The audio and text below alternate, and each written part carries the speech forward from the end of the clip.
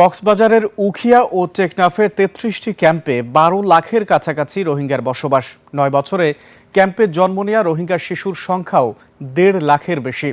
দীর্ঘ সময়ে প্রত্যাবাসনের একাধিকবার উদ্যোগ নেওয়া হলেও একজন রোহিঙ্গাও ফেরত যায়নি। সম্প্রতি বাংলাদেশের পাঠানো তালিকা যাচাই করেছে মিয়ানমার, তবে নিরাপত্তা ইস্যু হয়ে উঠেছে অজুহাত।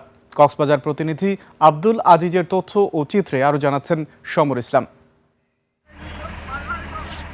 মিয়ানমারের রাখাইন রাজ্যে সেনা অভিযানের সময় সীমান্ত পাড়ি দিয়ে কক্সবাজারের উখিয়া ও টেকনাফের বিশাল বনাঞ্চলে আশ্রয় নেয় রোহিঙ্গারা।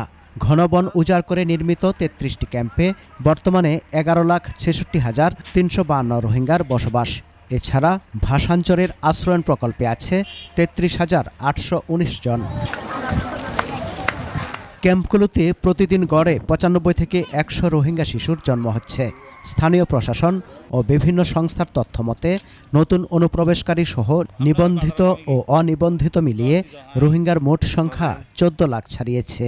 ১০-১২ লাখ ১৩ লাখ মানুষের ভিতরে আর্জিন ক্যাঙ্গুরি বোধে ৩ লাখ কালা লইজার গই জানার মধ্যে আত্মসওয়াল করতে মনে হয়। আর লইজার দিন কি বাঙালি লইজার দে নাকি রোহিঙ্গা লইজার দে। দীর্ঘ ৯ বছরে বাংলাদেশ একাধিক ধাপে ৮ লাখের বেশি রোহিঙ্গার তালিকা মিয়ানমারের কাছে হস্তান্তর করেছে।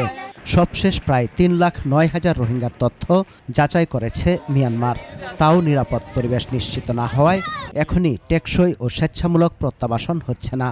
বাংলাদেশে বর্মার মাঝে ৮.৫ লাখ রোহিঙ্গা লিস্ট দিয়ে তাহলে বর্মায় বলে ৩,০৯,০০০ রোহিঙ্গা কনফার্ম করছি। ইয়ান্দে আয় বুঝি দে বর্মার মাঝে রোহিঙ্গারে এসে ডইলা তারা দাসে বেজিতি করছে গতিও যে আজ বাংলাদেশেরও বেজিতি করে দেয়। ৩ লাখ ওভার মানুষ ফাইয়া হয়ে আছে আর পুনির ৩,১০,০০০ ফাইয়া হত ইন দাস রোহিঙ্গা নয় ইন বাঙালি ফাইয়ে দুন অলরেডি আছে লেস ফাইয়া হতে বাঙালি। সম্প্রতি বাংলাদেশের পাঠানো তালিকা থেকে ৩,০৮,৭৯৭ জন রোহিঙ্গাকে রাখাইনের বাসিন্দা হিসেবে যাচাই করেছে মিয়ানমার। তবে এখনও নেই কোনো সুখবর। শরণার্থী ত্রাণ ও প্রত্যাবাসন কমিশনার RRRC জানায়, রোহিঙ্গা সংকটের স্থায়ী সমাধান হলো নিরাপদ ও মর্যাদাপূর্ণ প্রত্যাবাসন। এটি মূলত নির্ভর করছে মিয়ানমার সরকারের উপর, রাখাইনে যারা এখন দখলে আছে তাদের উপর, আর রোহিঙ্গাদের তাদেরও উপর। বাংলাদেশ এইসব ক্ষেত্রে সহযোগী ভূমিকায় পালন করতে পারে, ফ্যাসিলিটেটরের ভূমিকা পালন করতে পারে, এবং বাংলাদেশ সেটি করছে।